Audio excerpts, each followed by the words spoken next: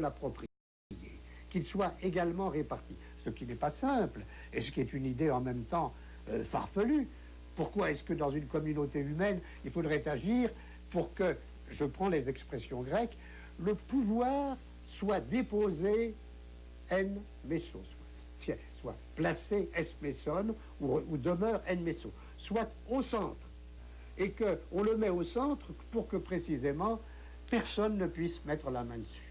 Et qu'ainsi on va avoir alors, c'est le deuxième point, une réflexion qui est une réflexion théorique, une réflexion à la fois éthique et philosophique sur ce que doivent être les constitutions pour que ces conditions soient respectées et pour que la cité ne permette pas seulement aux hommes de vivre, comme dira Aristote, mais que la cité soit faite en fonction du bien vivre, du vivre humainement.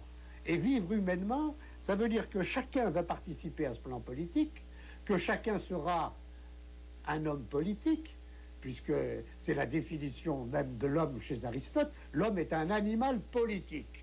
Voilà l'invention du politique.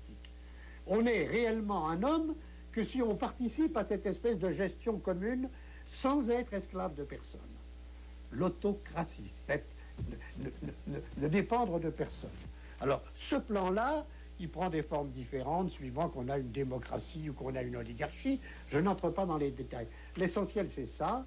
Et le deuxième point, c'est cet effort pour essayer de théoriser ça, de lui donner la forme d'un discours quasi rationnel, de penser qu'on peut le modifier, le changer, que les constitutions, il y en a qui sont bonnes, qui sont mauvaises, que si elles sont enracinées dans l'ordre du monde, bien sûr, sinon elles ne seraient pas valables. Cependant, ces choses humaines, ce sont des nomoi, ce sont des règles, et les hommes ont le pouvoir de les modifier.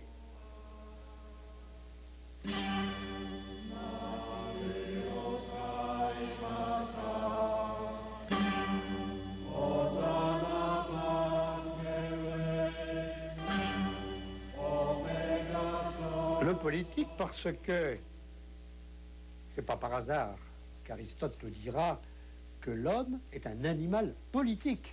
Ça veut dire que l'homme, ce qu'il caractérise, et il n'est vraiment homme que dans la mesure où il fait partie d'une police, d'une cité, et que cette cité lui permet non seulement de vivre, mais de bien vivre, c'est-à-dire de vivre humainement, à la fois en pensant ce qu'il fait et en participant sur un plan d'égalité à tout ce qui constitue sa vie commune. Et ça, je crois, c'est quand même une espèce d'invention extravagante et admirable. Ça ne veut pas dire qu'il n'y avait pas déjà chez les Grecs, au 5e et au 4e siècle, de la politique. C'est-à-dire qu'à l'Assemblée, il y avait... Mais, je crois que quand nous parlons de la politique ou de l'homme politique, nous avons dans la tête autre chose. Nous avons bien évidemment par derrière l'idée que les Grecs ont inventé ça, que nous appelons la liberté. Mais nous ne voyons pas à quel point les choses se sont modifiées. Pourquoi? Parce que d'une certaine façon, pour qu'il y ait la politique, il faut plusieurs conditions. La première, c'est qu'il y ait quelque chose qui est l'État. C'est-à-dire qu'il y ait un pouvoir et que celui qui exerce ce pouvoir ou ses conseillers considère qu'il y a une logique du pouvoir. Le pouvoir a ses propres règles. Il a ses lois de développement. Comment le gagner? Comment le maintenir? Comment l'agrandir? Il doit donc avoir des raisons d'État, une logique du pouvoir. Et ça, c'est le premier point. Or, les Grecs n'ont pas cela, parce que dans la Grèce, la police n'est pas un État. La police est une communauté d'hommes, assez petite, avec une représentation directe. Il n'y a pas, manque totalement ce qui est nécessaire pour qu'il y ait aujourd'hui politique, des organisations politiques, des partis politiques, et également des classes, des catégories sociales ayant une conscience de leurs différences et des conflits qui les opposent. Il n'y a pas cela. Il y a des riches, il y a des pauvres, ils se combattent, mais on ne peut pas dire qu'il y ait quelque chose qui serait des classes sociales. Les citoyens, ils ont en face d'eux, bien entendu, les esclaves qui les exploitent, des métèques qui sont là mais qui n'ont pas les mêmes droits, mais eux forment une communauté. On ne dit pas la cité d'Athènes, on dit Oi Athénaioi, les Athéniens. Et quand l'Assemblée prend une décision, car ce pouvoir qui ne doit être mis entre les mains de personne, c'est le pouvoir de délibérer et de décider, que tous doivent partager. Le pouvoir de commander, qu'ils doivent endosser alternativement les uns après les autres. Et le pouvoir de juger, puisqu'ils doivent être élus aux tribunaux.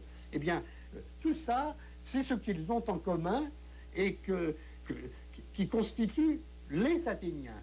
À l'Assemblée, quand on passe une loi, y compris concernant les dieux, qu'on décide qu'il y aura tel lieu ou qu'il n'y aura pas tel lieu, on dit « il a plu aux Athéniens que ».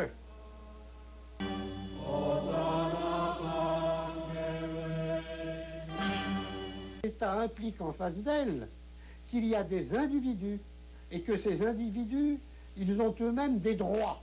Il y a les droits de l'individu, puis il y aura les droits des travailleurs, les droits des femmes, les droits des enfants, les droits de ceci. Idée que les Grecs n'ont pas du tout.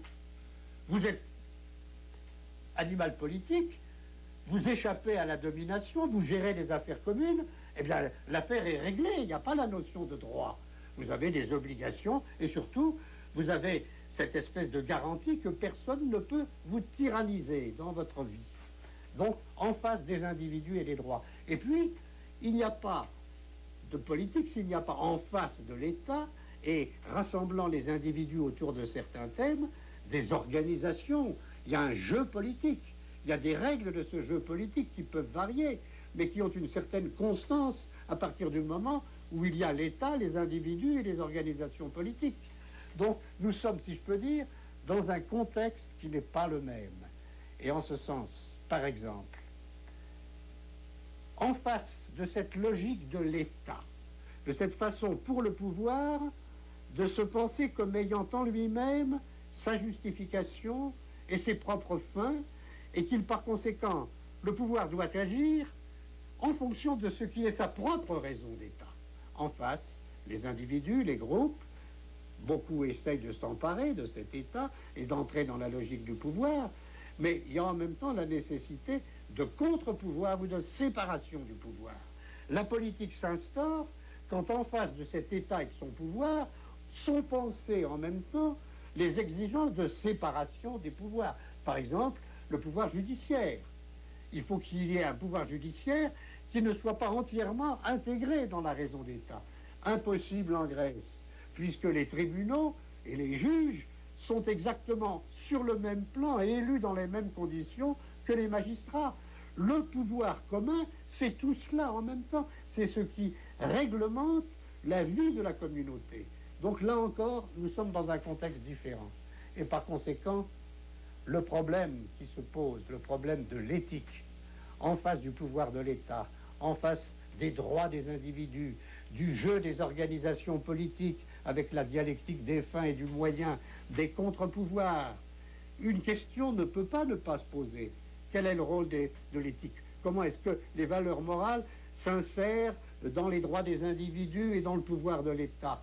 Or, le problème ne se pose pas dans les mêmes termes pour les Grecs. En quelque sorte, c'est l'éthique, les valeurs, ce sont les valeurs mêmes de la politique.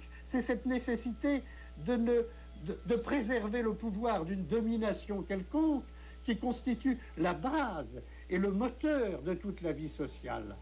Alors, je crois qu'on se trouve là dans des contextes assez différents pour que un type comme moi qui s'est occupé de la Grèce puisse dire les Grecs ont inventé le politique, mais ne croyons pas que ce que nous appelons la politique, c'est la même chose. C'est pas la même chose, mais il n'y aurait pas notre politique si les Grecs n'avaient pas inventé le politique.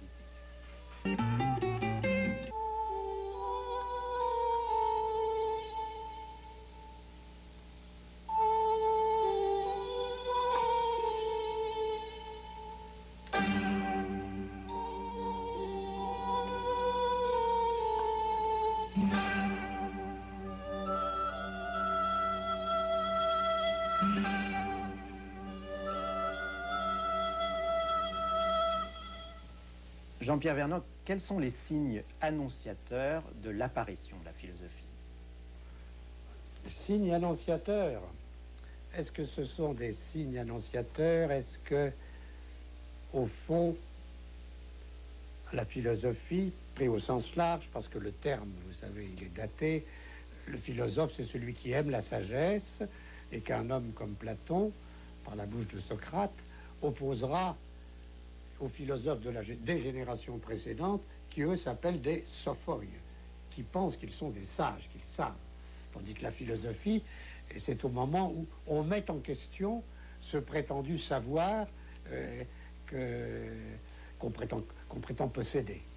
Mais alors, quel signe? Je crois qu'il s'agit moins de signes avant-coureurs que d'une série de changements, de transformations qui ont lieu à tous les niveaux, avec sûrement des décalages temporels, et qui aboutissent à la constitution justement de la cité comme forme d'organisation collective, avec tout ce que ça implique de nouveau. Pour des raisons d'abord qui me paraissent évidentes. C'est que dans une cité telle que j'ai essayé très vite de la définir, c'est-à-dire où on fait en sorte que le pouvoir échappe à une domination singulière, les règles du jeu politique dans l'Assemblée, c'est la discussion, c'est le discours contradictoire, c'est l'argumentation qu'on oppose à une argumentation opposée. Et à travers le débat politique, qui est un débat argumenté, s'instituent des pratiques rhétoriques dont la philosophie, naturellement, non seulement va hériter, mais qu'elle reprend et qu'elle développe. Premier point. J'ai écrit, je crois, qu'avec la cité, les règles du jeu intellectuel sont les mêmes que les règles du jeu politique. Pourquoi? Parce qu'auparavant, dans ces images de sages un peu mythiques de l'époque archaïque, ces sages prétendent posséder une révélation. Ils ont vu la vérité. Et ils prétendent donner à leurs disciples un savoir, leur livrer un savoir qui est de type mystérique ou mystique, c'est-à-dire réservé à un petit groupe d'élus. Tandis que, avec la philosophie, il faut que ces mystères soient captés par la collectivité, mis sur la place publique. Et c'est ce que va faire le philosophe. Le philosophe, au fond, il a une ambition assez semblable à celle de ces sages de l'ancien temps. Il est persuadé qu'il a le privilège de voir la vérité. Platon, ça sera ce qui est au-delà de l'être, en dignité et en puissance. Par conséquent, d'une certaine façon, ce sont des hommes divins. Mais la grande différence avec ces sages mystiques, c'est que eux, ils portent le mystère sur la place. Ils en font l'objet d'un débat argumenté, d'une discussion contradictoire. Et que, d'un philosophe à l'autre, la polémique ne va pas cesser de rebondir, que ce qui va s'instituer, c'est une tradition d'écrit où chacun pense en fonction de ce que son prédécesseur a pu faire et prépare les objections que la génération suivante va lui présenter. Donc, il y a quelque chose qui va se constituer, d'abord à travers des écoles philosophiques, avec les écoles que fondent Platon et Aristote et d'autres après eux. On peut dire que ce type de pensée est institutionnalisé.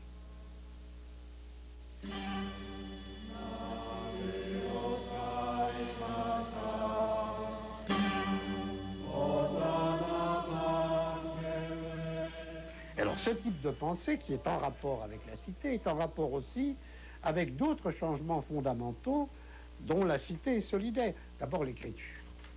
L'écriture. La Grèce est un pays qui est un pays de culture orale.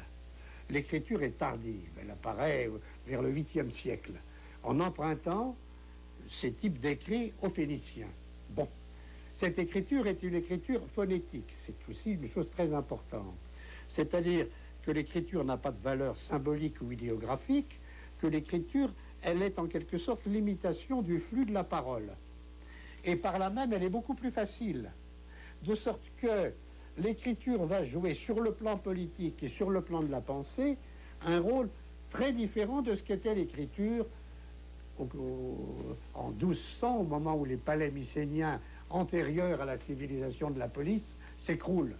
Là, c'était une spécialité de scribe au service du palais. Et il fallait apprendre à écrire, c'était vraiment une spécialisation très compliquée. Donc les scribes sont au service du pouvoir, ils comptabilisent le domaine du roi, tandis qu'au contraire, au moment où on a ce type d'écriture, l'écriture va servir à publier les lois. Et on a tout ce mouvement au cours du VIe siècle qui consiste à rédiger les législations et à les écrire sur des stèles ou sur des billots de bois qu'on fait tourner comme à Athènes, de façon à ce que chacun puisse voir quelle est la législation. Là encore, on porte sur la place publique ce qui était réservé à une élite.